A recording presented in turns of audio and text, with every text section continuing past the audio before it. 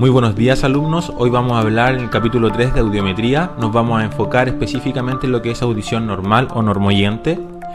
Para eso, y comenzando nuestra presentación, debemos saber que la audiometría es una prueba subjetiva, donde requiere la colaboración del paciente en el 100% de la prueba. En esta prueba vamos a buscar lo que es el umbral auditivo del paciente, que es la mínima intensidad que necesita una persona para identificar un sonido a lo menos el 50% de las veces. Como buscamos umbrales auditivos o intensidades mínimas, se requiere de un ambiente óptimo para la realización de dicha prueba, ya sea una cámara insonorizada o una sala también sonoamortiguada. Antes de realizar la audiometría, debiésemos considerar, como toda prueba auditiva, debutar con una otoscopía para observar cómo se encuentra o el estado del conducto auditivo externo y cerciorarnos de que no vaya a perder confiabilidad nuestra prueba si existiese alguna alteración. También debemos saber que la técnica debe ser la adecuada, de manera de no condicionar la respuesta por parte del paciente ni hacer memorizar el tiempo de envío de los estímulos. Finalmente, se requiere de 12 horas de reposo auditivo, algunos autores hablan de 16, incluso un día, principalmente porque si el paciente estuvo expuesto a ruidos de alta intensidad un día antes de la prueba, pudiese llegar al examen con fatiga auditiva, percibir tinnitus, acúfenos o zumbidos que generen muchas dudas para la realización de la prueba. Aquí vamos a ver un poquito el tema de la instrumentalización y podemos ver un audiómetro muy parecido al que tenemos en la institución, donde es el encargado de enviar los estímulos en frecuencias específicas y además en intensidades variables. Aquí en un costado podemos observar, cuando la evaluación es por conducción aérea, los auriculares, ¿cierto?, con sus colores correspondientes. El izquierdo con el color que lo representa el azul y el derecho que lo representa el color rojo. Si la prueba se va a realizar por conducción ósea, debiésemos utilizar el vibrador óseo, donde su pastilla ósea o diadema va posicionada finalmente en el apófisis mastoides. Y aquí, en el otro extremo, podemos ver el pulsador, que lo hay de distintas maneras o formas, donde el paciente va a presionar cada vez que perciba un estímulo, y a nosotros como examinadores nos va a dar la seguridad de que el paciente está escuchando. Aquí, como pueden ver, soy yo el paciente y lo importante o interesante de esta imagen es que el paciente está posicionado en la cámara silente, ¿cierto? Y la cámara silente tiene una ventana bastante amplia que me permite observar en todo momento al paciente para determinar si la técnica es la adecuada, si el paciente está cómodo o cualquier procedimiento o dificultad que genere durante el procedimiento, yo lo podría observar en todo momento. Aquí claramente nosotros podemos observar el audiómetro, donde el profesional está sentado frente al paciente, ¿ya? Y el profesional tiene un micrófono que está en contacto directo, ¿cierto?, y en todo momento con el paciente, cosa de reforzar las indicaciones o preguntar al paciente si está cómodo o cualquier otra inquietud que se genere. El paciente, al interior de la cámara silente, también tiene un micrófono donde el especialista está escuchando a todo momento. Aquí podemos observar en esta imagen ampliada, en la parte inferior de la diapositiva, el pulsador, donde el paciente debe presionar cada vez que perciba un estímulo auditivo, por muy bajito o lejano que éste sea, siempre debiese presionar el pulsador. Misma consigna o instrucción que se le debe dar al paciente. Aquí podemos observar finalmente cómo debiese ir posicionado el auricular, ya el izquierdo con el color azul y el derecho con el color rojo. Acá podemos observar claramente el vibrador óseo.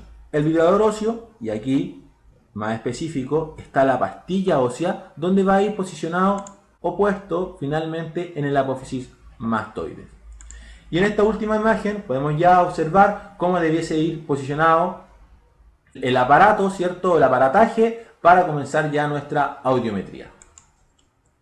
Vamos a hablar un poco sobre la simbología también. Como estamos en audición normal, vamos a hablar principalmente de un proceso sin enmascarar, ya que el enmascaramiento lo vamos a ver en otro tutorial. Debiésemos consignar y saber muy claramente de aquí en adelante que cuando hablemos del oído derecho lo vamos a consignar siempre con el color rojo. Y cuando hablemos del oído izquierdo, lo vamos a consignar siempre con el color azul. Cuando estemos hablando de audición normal, vamos a utilizar la vía aérea, ¿cierto?, sin enmascarar, y la vamos a consignar para el oído derecho con un círculo y con una X para el oído izquierdo con el color azul. Esta simbología de acá abajo, ustedes pueden observar y pueden leer claramente que es vía aérea enmascarada. Esta situación la vamos a detallar o la vamos a describir prontamente. Esto sí ya es interesante y nos compete directamente cuando hablamos de audición normal. Estos picos que están de forma laterales, ¿cierto? O desviados, ¿cierto?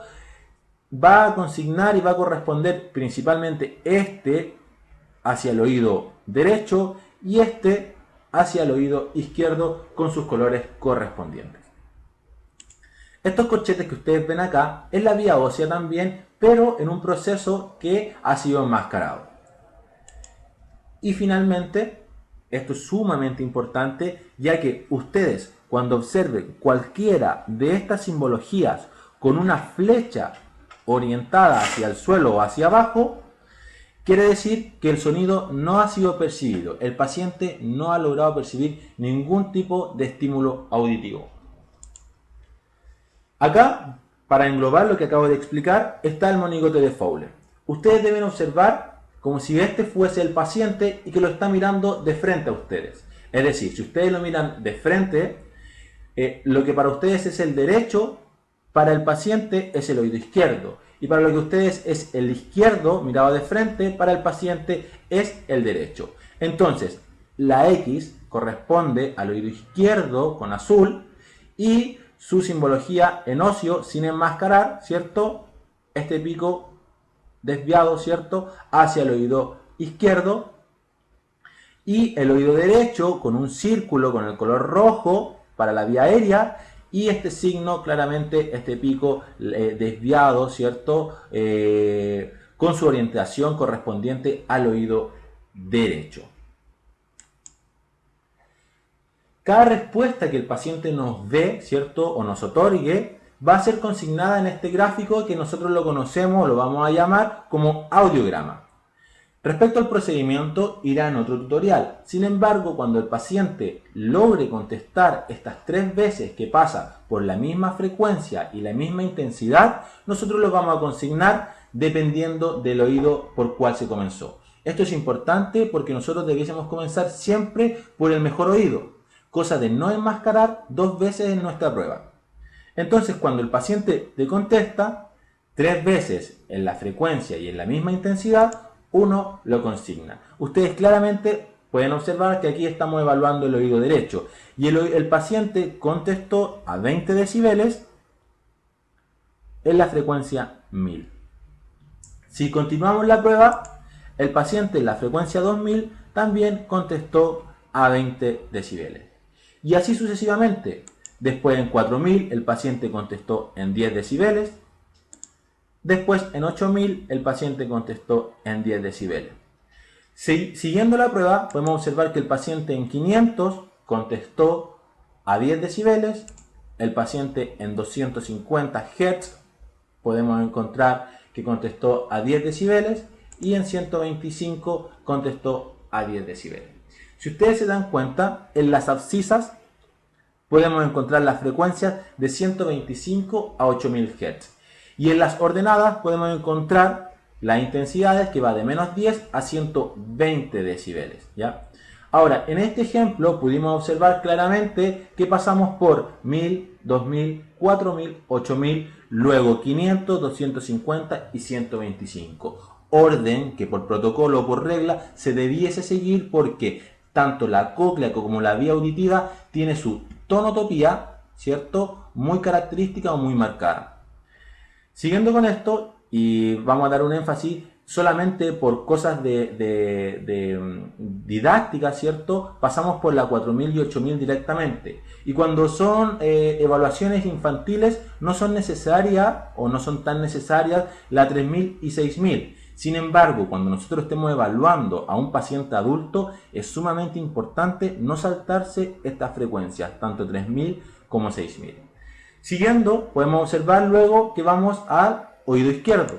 Y podemos ver que el paciente en el oído izquierdo, en la frecuencia 1000, contestó a 10, en la frecuencia 2000 contestó en 20, en la frecuencia 4000 contestó en 10, en la 8000 contestó en 10, ahora voy a 500, donde el paciente contestó a 10, luego a 250, el paciente respondió en 10 decibeles, y finalmente en 125 el paciente también respondió en 10 decibeles.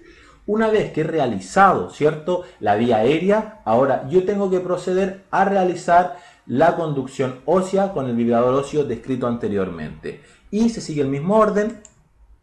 Vamos a evaluar el oído derecho, ¿cierto?, que el paciente contestó a menos 5 dB. Siempre los que están centrados, ¿cierto?, son 5, es decir, acá está menos 10, este es menos 5, acá podemos observar 0, 5, 10, 15, 20 y así sucesivamente hacia abajo, ¿ya? Y consideramos 1000, 2000, 4000, 500, 250 finalmente. Si se fijan en la ósea, a diferencia de la aérea, yo llegué solamente hasta 4000 y hasta 250. Existe la evaluación, y sobre todo en el audiómetro de la universidad, que la evaluación por vía ósea podemos llegar hasta 8000, ¿ya? Sin embargo, 125 en todos los audiómetros no existe. ¿Por qué? Porque son frecuencias un poquito más sensibles, ¿ya? Y debiésemos por protocolo siempre escuchar mejor por vía ósea que por vía aérea. Sin embargo, si nosotros hiciéramos 6000 y 8000, valor clínico no tiene mucho. Entonces, que nosotros realicemos hasta 4000 estaría una prueba totalmente completa. Luego, lo hacemos para el oído izquierdo, 1000, 2000, 4000, 500 y 250 finalmente. Recuerden que este repaso o este tutorial es principalmente destinado o especificado para audición normal. Y de acuerdo a la clasificación clínica, audición normal está hasta 20 decibeles, ¿ya? Y si se fijan, ninguna frecuencia pasó o superó los 20 decibeles y estamos frente a audición normal. Debiésemos también saber que cuando nosotros vamos a terminar ya finalmente nuestra evaluación, debiésemos unir todas las vías auditivas, ¿ya?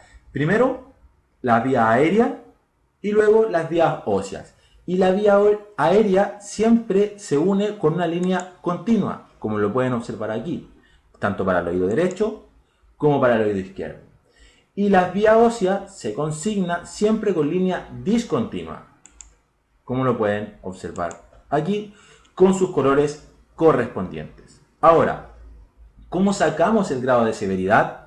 ¿Y cómo podemos determinar dónde está, en el caso de que existiese la dificultad o la pérdida auditiva, dónde está el daño principalmente? Bueno, eso se saca con el promedio tonal puro. El promedio tonal puro me va a permitir sacar, ¿cierto?, tanto el grado de severidad como determinar dónde se encuentra la lesión o la topografía del daño.